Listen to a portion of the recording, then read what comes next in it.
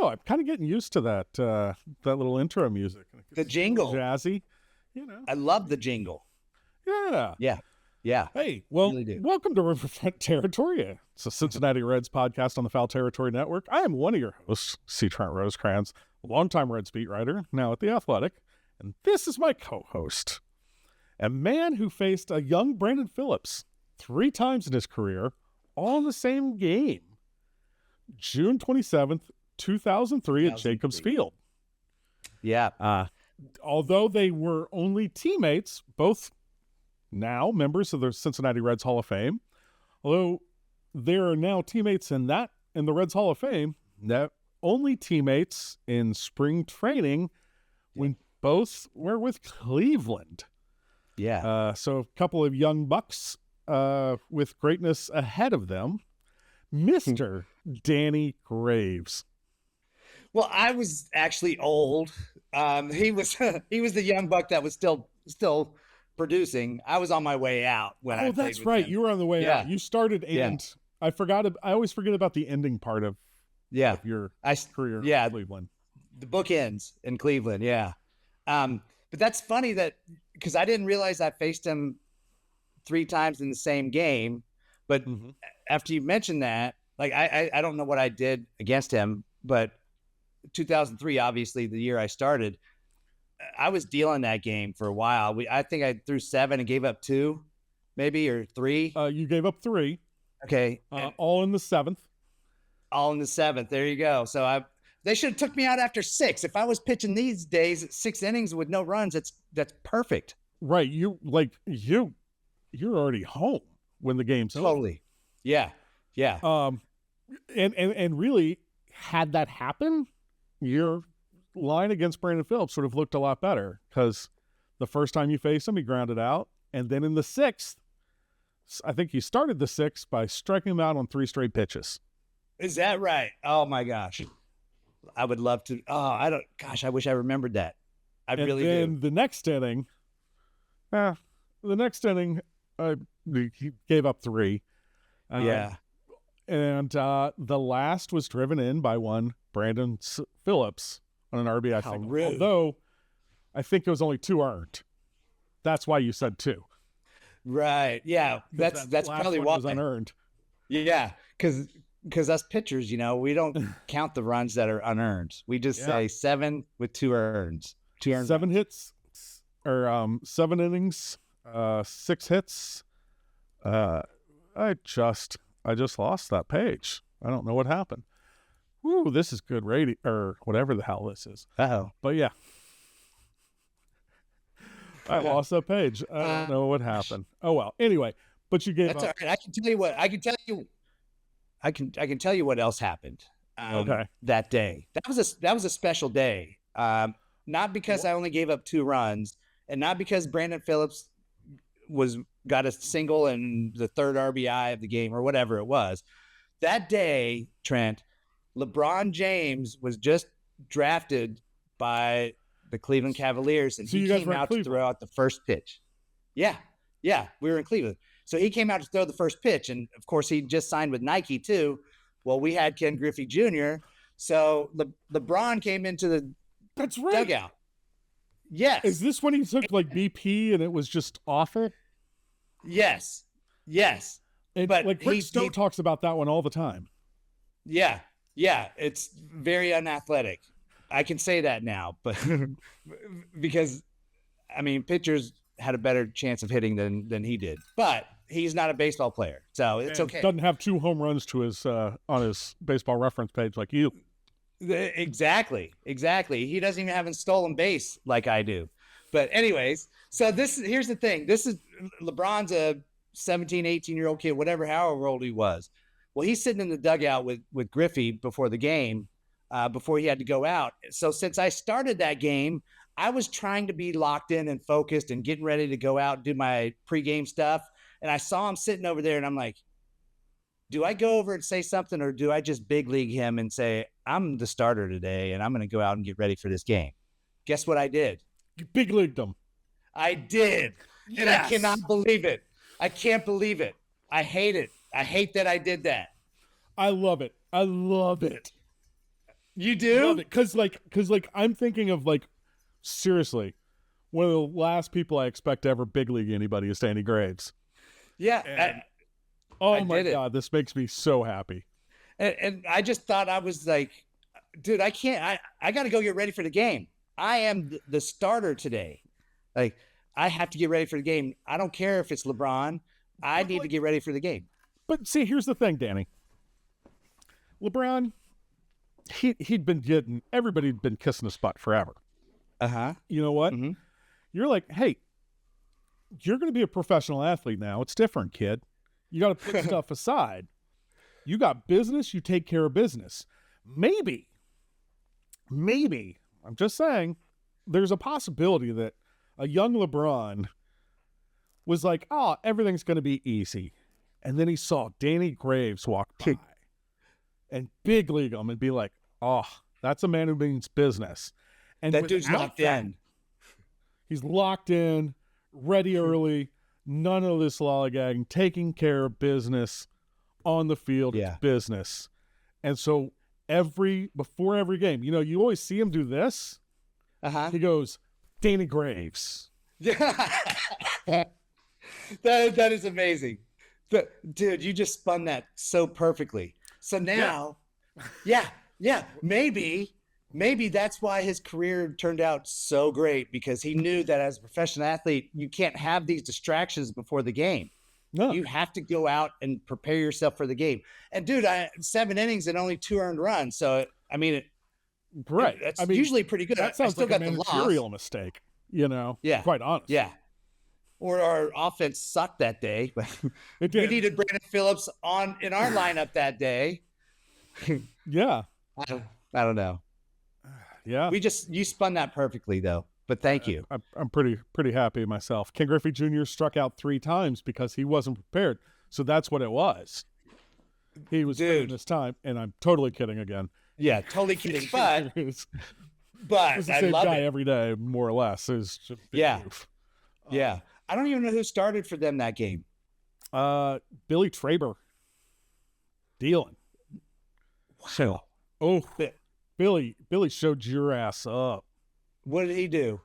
He goes 7 innings, 5 hits, 0 runs, 1 walk to your 2, and 5 punchies to your 3. How many pitches did he throw? 97. How many? 88. See? Pitch efficiency. Yeah, his was the efficiency of suppressing offense and not giving up points. Right, it was right. Well, young LeBron James on defense. And probably the first time Billy Traber has been compared to LeBron James, and Danny Graves has been compared to LeBron James. Well, and I guarantee you Billy Traber didn't go up and kiss his butt. He was getting prepared for the game, and he dealt also. Mm-hmm. And, I do remember that game. I begged to go back out for the 8th. Because what was the final score? Was it 3-0? 3-0. Yeah. So I only had the 88 pitches, so I wanted to go back out for the 8th. And, I would have got a complete game, but I'm like, let the bullpen rest.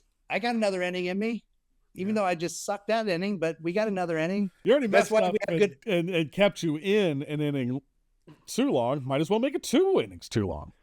Right. Well, I don't feel as bad now because since Brandon Phillips is now in the Reds Hall of Fame, I don't mind because he's the one that pretty much knocked me out of the game. Right? No? Maybe? Yeah. No, you finished the 7th. Here. I did. Got Coco Crisp to ground out to first. Well, Coco Crisp hit a double off me earlier that game, I think, and got an RBI too, which didn't get an RBI in that game. Or did somebody drove him in? Nope. He didn't touch home plate. He didn't? Not in that game. Okay. Well, that feels so much better because Coco Crisp was really hot going into this series, and he was the guy we did. I know, believe it or not, like he had a 220 batting average at the time. But his last few at bats or last couple games or something, there was something that we were told stay away from going in on him because he's hitting everything in right now. And of course, I'm like, he can't hit my fastball in. That's what I said, and he hit a double. All right. Oh, let me see. I think. Oh my gosh. Okay, I gotta see what this is. Cocoa Crisp. If one of these games. No, never mind. I thought I had been. Oh, they were in Cleveland, so of course not. Yeah, it was. I was Cleveland. like, maybe I was at that game because in 2003 I was at a Royals Cleveland doubleheader in Kansas City. But yeah, I was like, oh, what if that was the game before? It would have been a little bit. And then, I just pulled this up, and the game. So I started all year until the end. So we were in St. Louis 3 days before this. We had a 10-day road trip, Arizona, St. Louis, Cleveland. We went 14 innings in St. Louis, and I volunteered to pitch the 14th. Wow. And I got a save. Yeah. And then I throw the 7 innings against Cleveland and get a loss. So it's like, take that. Suck on that. Look at you. Yeah. Look at you. The LeBron James knew that too. Yeah. You're like, that's what you got to do, kid. You're here for the team. Yep. That's right. That's right. Like Danny Graves. And that's why he's played 30. He's played 30 years in the NBA because of that day. So let's just think that. Yeah. Not really, but we'll just say that. I know. What's wrong with us? I don't know. I think it's what's right with us, Danny. Let's look at it that way. And okay, so this is all to say that Brandon Phillips is now in the Reds Hall of Fame, and like, quite honestly, no brainer. You know, just a all-time Reds great. I remember once Joe Morgan saying that Brandon Phillips was the best defensive second baseman the Reds ever had. Is that right? Mm-hmm. Well, I've heard Marty Brennaman say, besides Joe Morgan, Brandon Phillips the best second baseman that the Reds have ever had. Well, I mean, Joe's was defensive. Like, I mean, and yeah, probably aside. I mean, right, defensive. That's what I meant. Right, defensive. Exactly. That's what I meant. I mean, Joe Morgan was. Jeez Louise. Joe Morgan was Joe Morgan. Yeah. Like, you're not talking about greatest Reds second baseman of all time. You're talking greatest second baseman of all time. Inner circle Hall of Fame. Everywhere. Yeah. Of everywhere. Yeah. Even in his present company, he stands out. And there's some good players up there. And to have Joe Morgan say that about Brandon, I mean, that's a big deal. I'm pretty sure I remember him saying that, and it's like, just it stuck with me because I'm like, wait, no, you're Joe Morgan, and it's not like Joe Morgan was not. There was no false modesty with Joe Morgan. No, definitely. That's what I was going to say. There Joe was not. Is how good he was. Yeah, and he actually probably.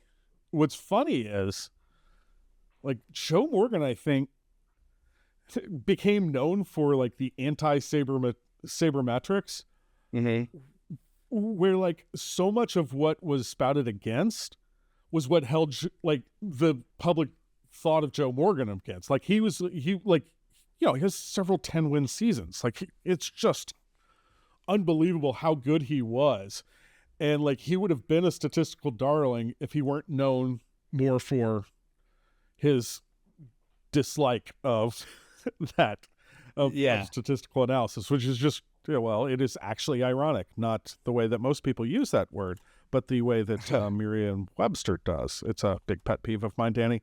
We won't get on this because we could save that for another show for sure. Yeah. But I think the point is not for another show. Yeah, the point is Joe is not going to say that somebody's as good as him or better than him just for giggles. No. He took his legacy and his career very seriously, and he earned every bit of that. So did Brandon. Brandon, like, we mentioned this a little earlier when we were recording the Reggie Sanders one. Like, Brandon was a gamer, man. Like, he did not go. He played through a lot of stuff. And I know that, having been in that clubhouse every day, maybe not necessarily talking to him every day, but, being in that clubhouse every day, you knew he was playing through stuff, and like it was never an excuse. The dude, right? He was not going to use injury as an excuse. He would post, and and play hard. I mean, you can't go much more than that. Like that's what you want. You want someone to post and to play hard when they're there. And you saw it more than any of us could ever say we saw it, unless you were a teammate of his. Yeah. So, but yeah, for him to be out there and playing like that through injuries and whatever he was going through, like that says a lot about the person. You know, when I came up with Cleveland, they would tell me, you can't make any money on the training table. You know, so if you can play, you better play. IL stint in your career, and I don't know Brandon had that many. I can't think of that many.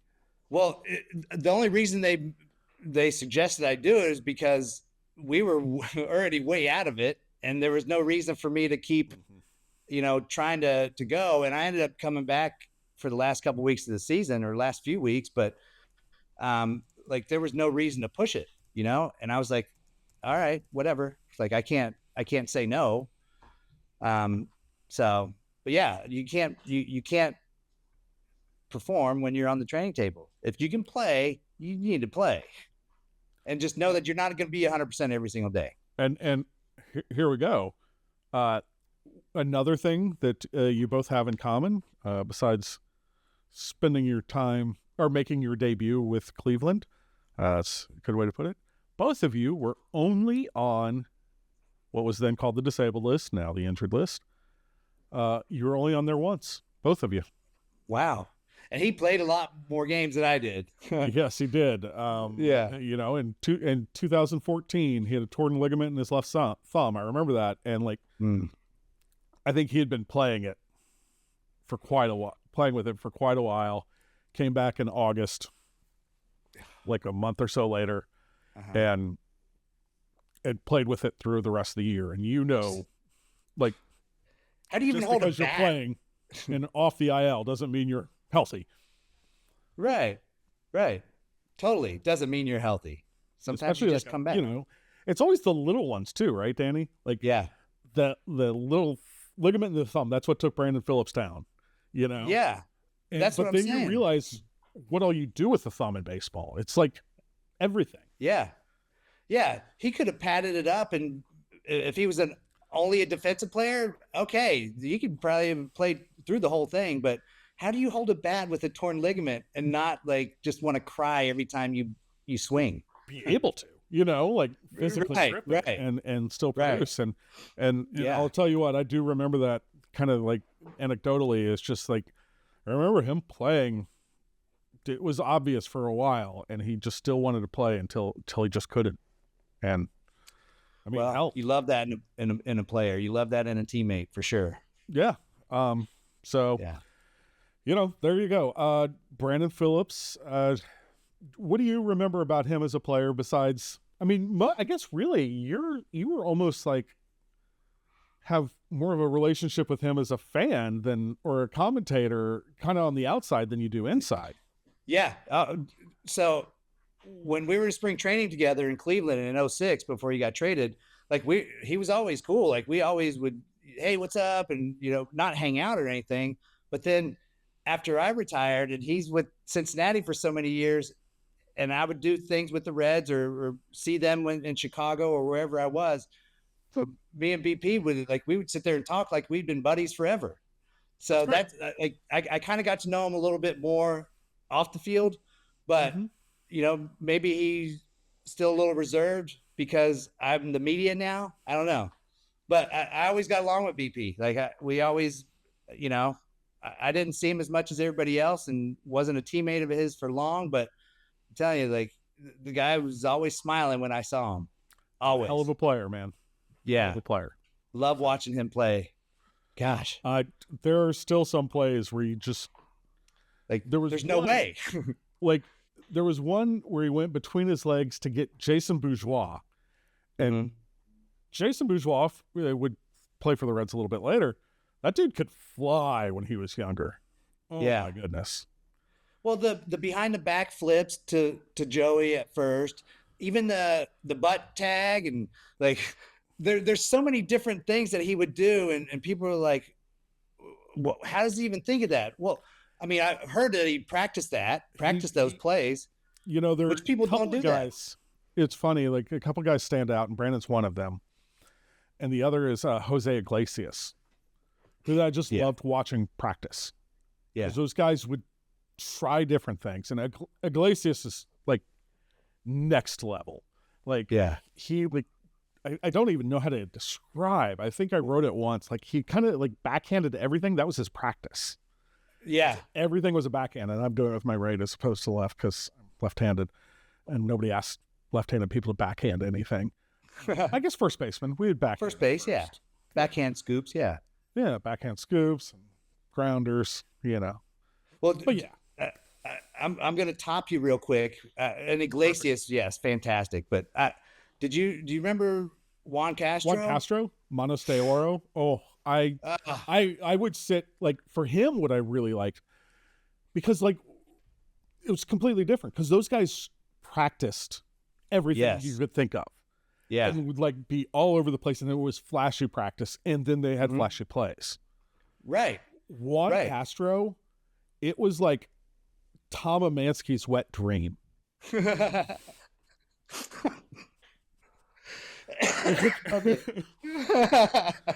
Yeah.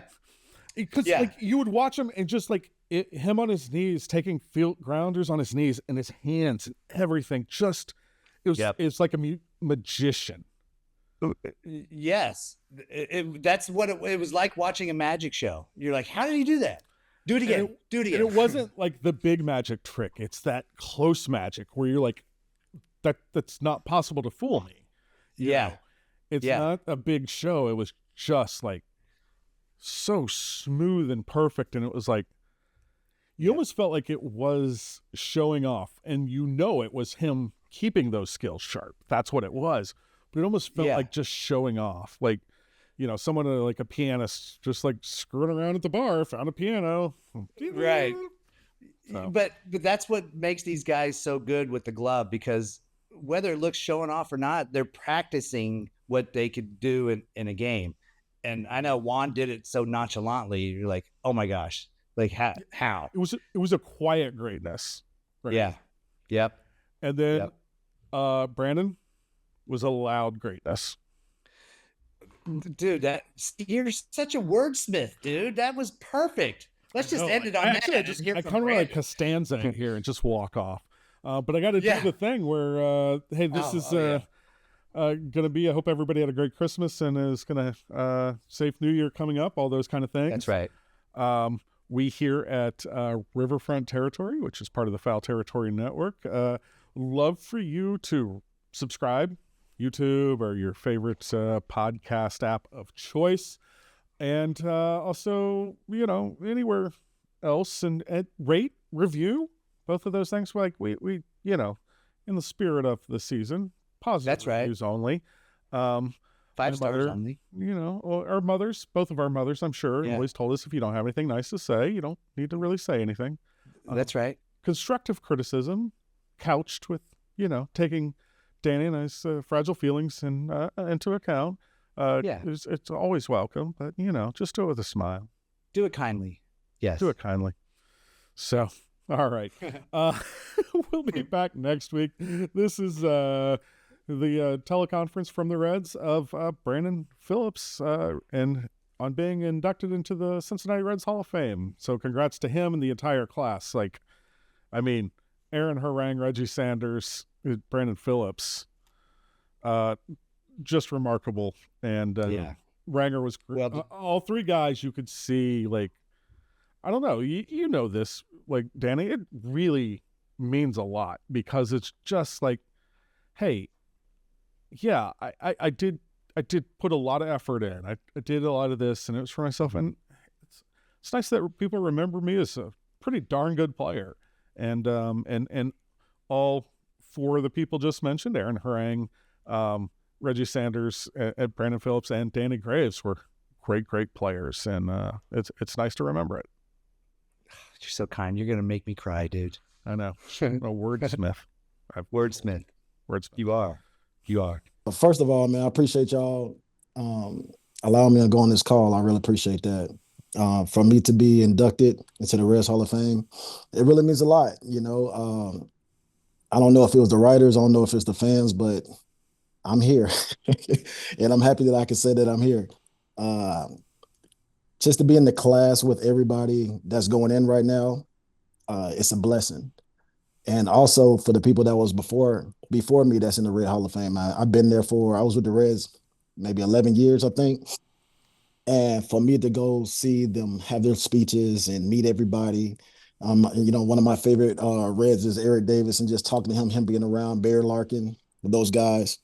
I have a lot of stories and I have a lot of history. And for me to say that I'm a Red for life, it really means a lot. Brandon, you obviously I'm sorry, Bill. Why don't you go ahead, man?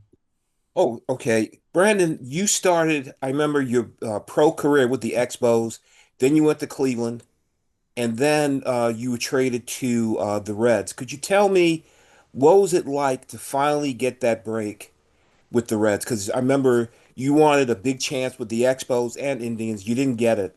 But tell me what it meant to finally get that break with the Reds. Uh, it was a journey, it was a journey. When I was with the Expos, they ended up calling me, but then next, right when they called me to come up there, I ended up getting traded to the Cleveland Indians, and it was crazy. So then, when I was with the Indians, Eric Wedge was the manager at the time, and being with them from 2002 to 2005. When you're a rookie, the hazing and coming up through the organization is totally different. It's totally different now than now, because you can't do the rookie kind of hazing. I was young, they called me franchise when I was over there because I was supposed to be the future over there. So I had many stories about the franchise too. But the spring training I had with the Indians in 2006.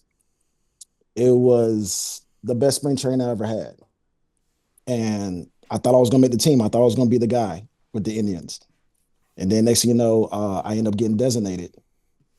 And I went home to go practice with my high school at Reed High School in Stone Mountain, Georgia. And, I felt like a failure for the first time in my career.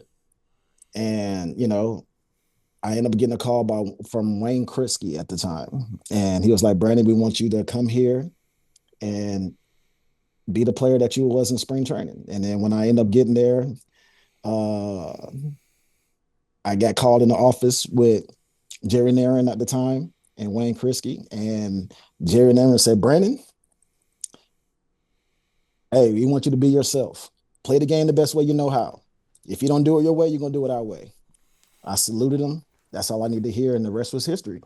And, I became the guy that Cincinnati was looking for all those years. And like I said, man, it changed my whole career, period.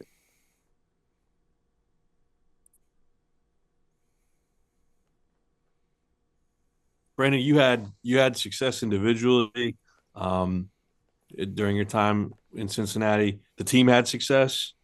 But I wonder, through all of that, did you and it was, there were incredible highlights that you would see on SportsCenter and all that. But so you must have had a sense that it was going well, obviously. But did you realize that you were making an impact on the level of a Reds Hall of Famer? That sounds silly coming out of my mouth, because I know you're not thinking Hall of Fame in the moment, I'm sure. But I'm sure you couldn't have dreamt it was going that well.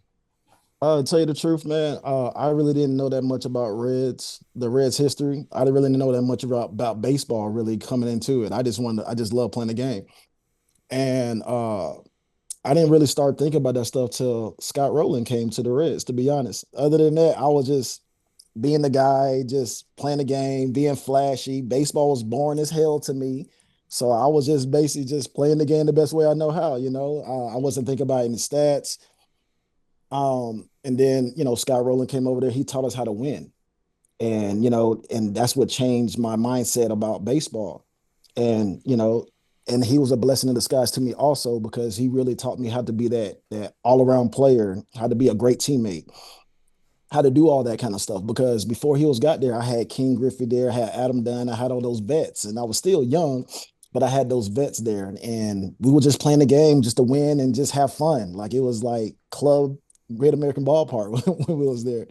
And just when Scott Rowland came over there and Dusty Baker, uh, and that's when winning kicked in, and that right there, that's when they really turned me to a totally different total package player. And I just went out there hurt. I went out there playing for the fans. I went out there playing for the whole city, and I tried to put the whole city in my back. And I hope I did a pretty good job. Thanks a lot, Brandon.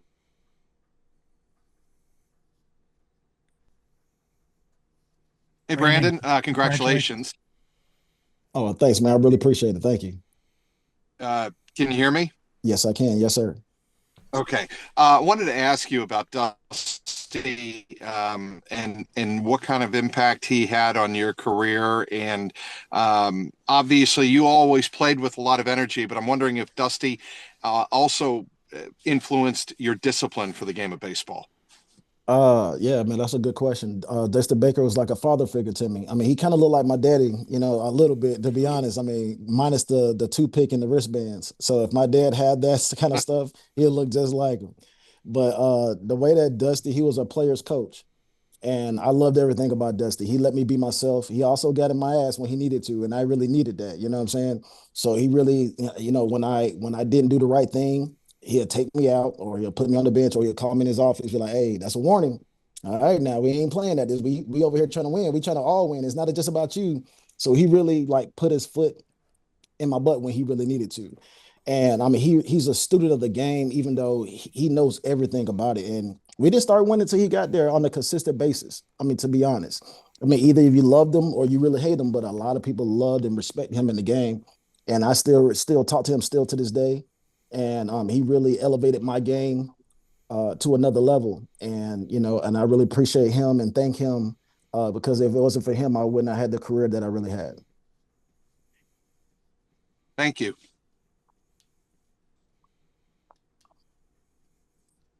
Brandon, Bill Latson again. I'm just curious, what is your best moment as a Red? Oh man, that's a good question. I had so many great memories of the Reds. It's kind of hard to pick one, but I probably say my best moment. I'm gonna say as of right now, it's not the right answer right now because that's a good question. I never thought about it, but just calling Cincinnati home my first time, just walking through that clubhouse, to say that it felt like home when I was there when I walked in my very first opening day. When I got called up, it wasn't opening day; it was the second day because Ray Almeida was playing. He still had my number. I had to take off his back. I needed that.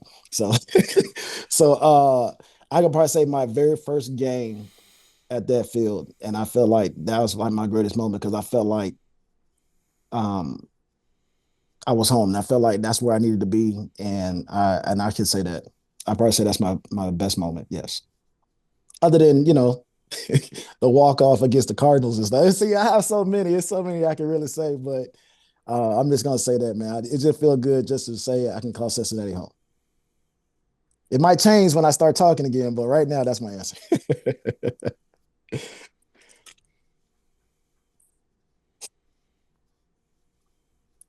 Anybody else for Brandon? Oh, y'all making this easy for me. I appreciate it.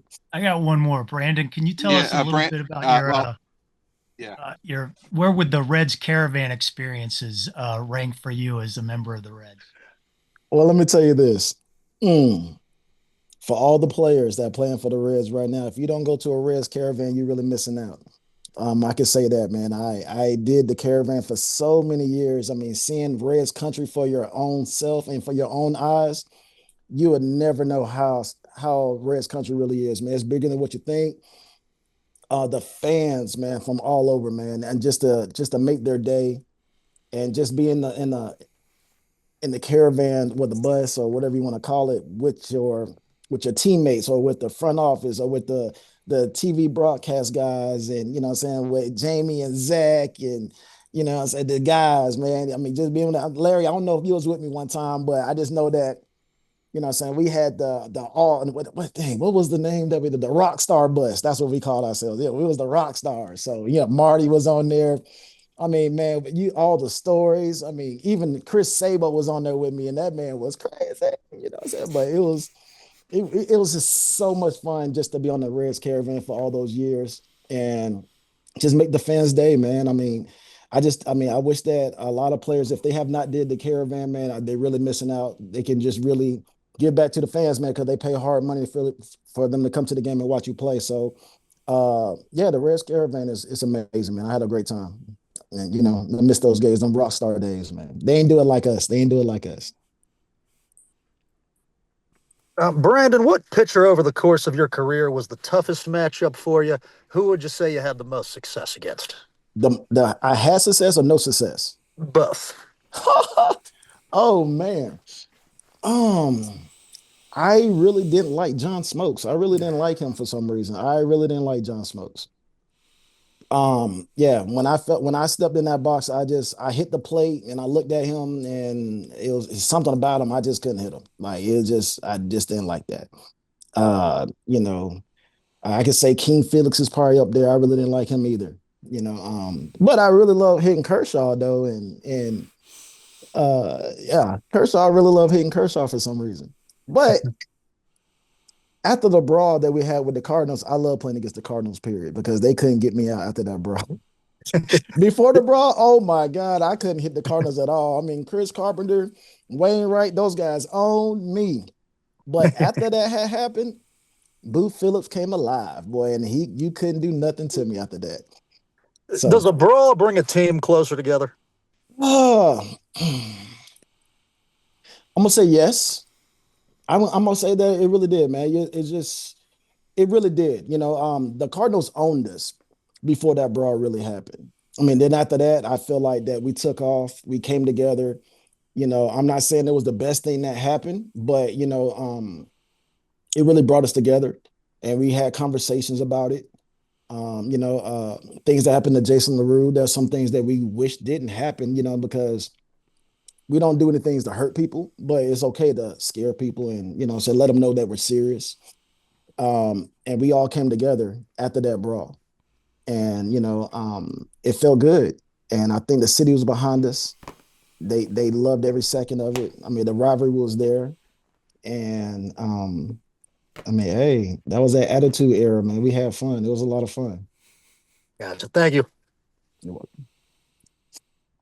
Brandon, how often do you think of 2012 and how close you guys came to breaking through? And I know it's a tough question, but yeah, man. I had to ask a tough question here. But how close were you? Do you think? How much do you think about that playoff series and that team in general, and how close you were to perhaps breaking through and maybe winning it all? If we would have got past the Giants, we would have won it all, hands down. Like, I think everybody knew that. Everybody knew that. And for us to be so close, it was sad. And, you know, in Reds country, we let the fans down. We really did. But it was fun. It was fun. But I wish we would have came through. I think we would have probably did a lot of things different probably in that series or whatever. I would have probably did some things different looking back. But, I mean, you live and you learn, you know. One game, you know, one game changed everything. And it sucks. It still hurt to this day because, you know, I mean, I wish that we could have won the World Series with the Reds. And, you know, I ended up winning one with the Boston Red Sox, but it's not the same, but I still take it, you know what I'm saying?